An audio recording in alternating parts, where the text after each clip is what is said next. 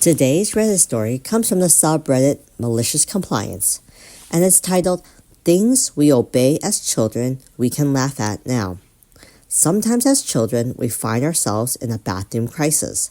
This is my story of malicious compliance. When I was 6 years old, I was with my parents when they parked in front of a store. They told me they were only going to be in there for a few minutes and they wanted me to wait in the car. They made it very clear that I was to wait for them to come out, and under no circumstances was I to leave the car and come into the store. So I waited in the car as I was told to do. A few minutes later, I had to use the bathroom really bad. Really bad. I thought about going into the store, but I was worried about getting into trouble for leaving the car. So I contemplated what to do. Then I saw a brown paper shopping bag on the floor. Hallelujah! I pulled down my pants and deposited a huge Cleveland steamer right into the brown paper bag. Relief. But the satisfaction of relief quickly passed as I realized that now I have another problem. What do I do with a bag full of poop that is now in the car? I knew if my parents found out that I did that, I would be in trouble.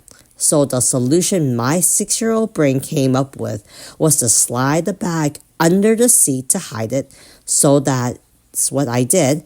Slid the bag with a fragrant log in it right under where my father would be sitting while he drove the car. A few minutes later, my parents returned with me sitting innocently like a little angel in the back seat. My parents got into the car and told me they were proud of me for being a good little boy and doing as I was told. Dad settled into the seat, starts up the car, then starts sniffing. He sniffs some more and looks at my mother and says, "Caroline, do you smell poop?" "Yes, Bobby, I do," she replied. "For the love of Christ, get him in the tub as soon as we get home," my father gasped. So we get home and I am promptly put into the tub. The next day, we get into the car to go somewhere.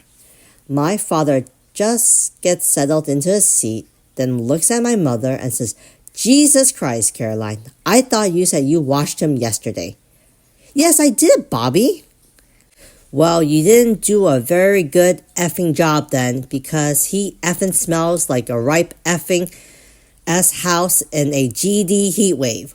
"Shut up, Bobby. I'll wash him again when we get back home."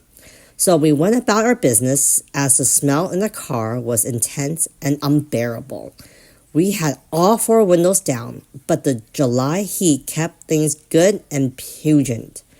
We finally get back home after being accompanied by a constant chorus of foul language coming from my father. Back into the tub I go. My mother cleaned me extra good and really scrubbed my bum.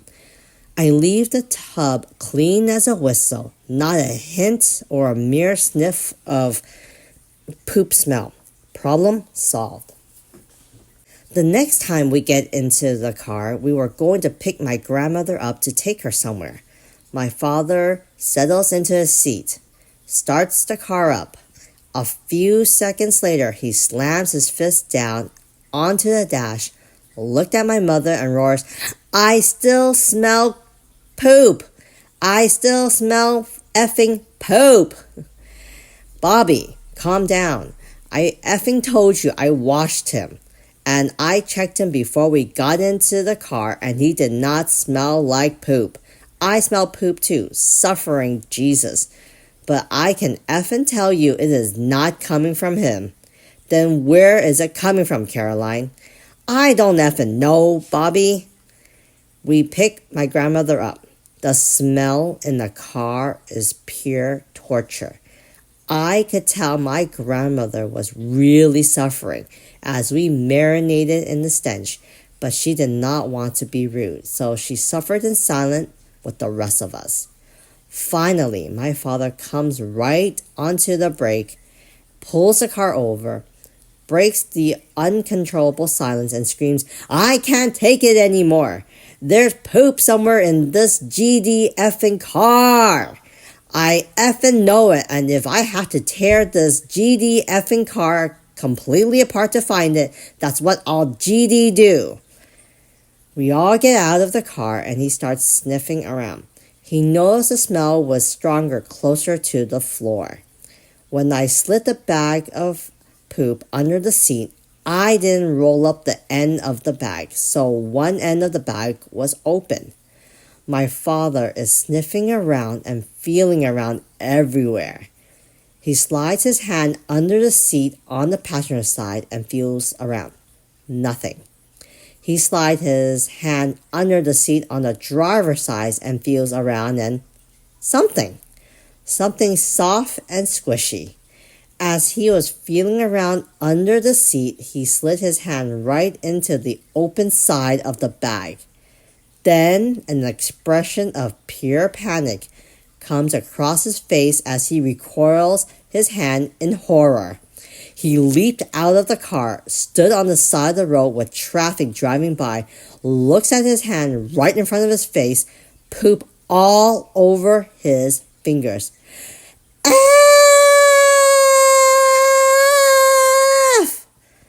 After a very sound louding at, I did indeed survive and live to tell this bathroom emergency story and laugh about it years later. Oh my God. Usually when I read malicious compliance stories from that subreddit, it's usually like some evil deed, like with like revenge or something. But this story completely surprised me and it was quite entertaining and funny, which is why I picked this story. But let's get into the comment section and see what some of the commenters have to say. First commenter says, I had a third grade teacher who was elderly and evidently believed that any kid who wanted to go to the bathroom was faking to get up to some kind of mischief or shenanigans.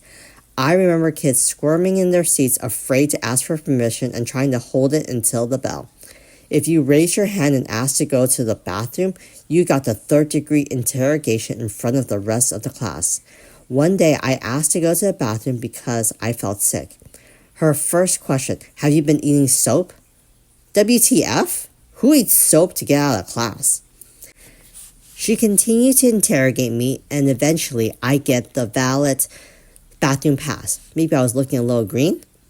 I am now very sick and begin sprinting down the hall to the bathroom. Running in the hall was a huge sin at our school.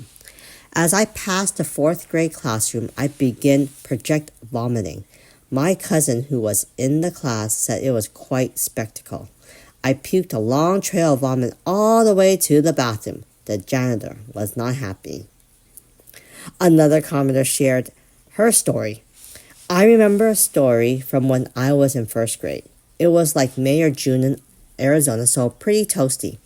Playing outside in that heat brings out powerful thirst, which does not help a 6 or 7-year-old bladder at all. Particularly, several kids had to go after lunch, and the teacher got tired of the interruptions and finally said to the class of 6 and 7-year-olds that nobody was allowed to ask for the bathroom again. This was also in the late 70s, so school spankings were still a thing, and our teacher had followed suit, so we were all scared when he got upset. Unfortunately, poor Ruthie didn't make the cutoff. Shortly after, I hear her trying to keep her crying quiet, and when I looked over, there was a definite puddle on and under her chair, and soon after, the teacher heard her crying and discovered his mistake. He took her to the office and cleaned up the mess while we all watched. I don't know what happened as a result, but I can't imagine it went well for him. Exactly. Another commenter shares a story. When I was in first grade, I had a teacher who wouldn't let me go to the bathroom. I ended up pissing myself in front of her. I think she got fired for it.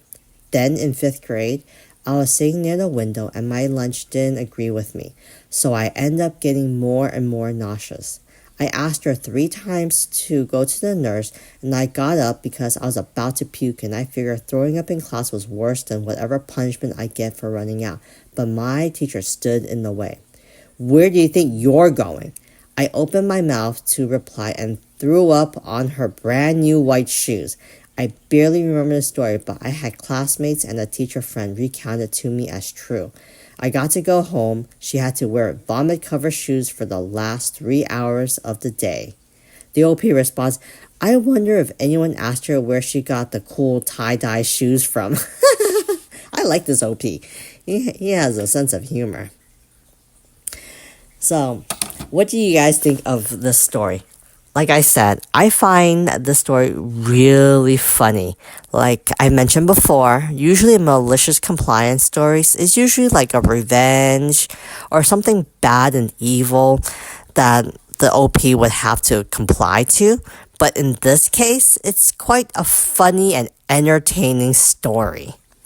I would love to hear what you guys thought of the story, and if you have any story that's similar to the OP, please leave it in the comment and continue to like and subscribe if you like these types of story.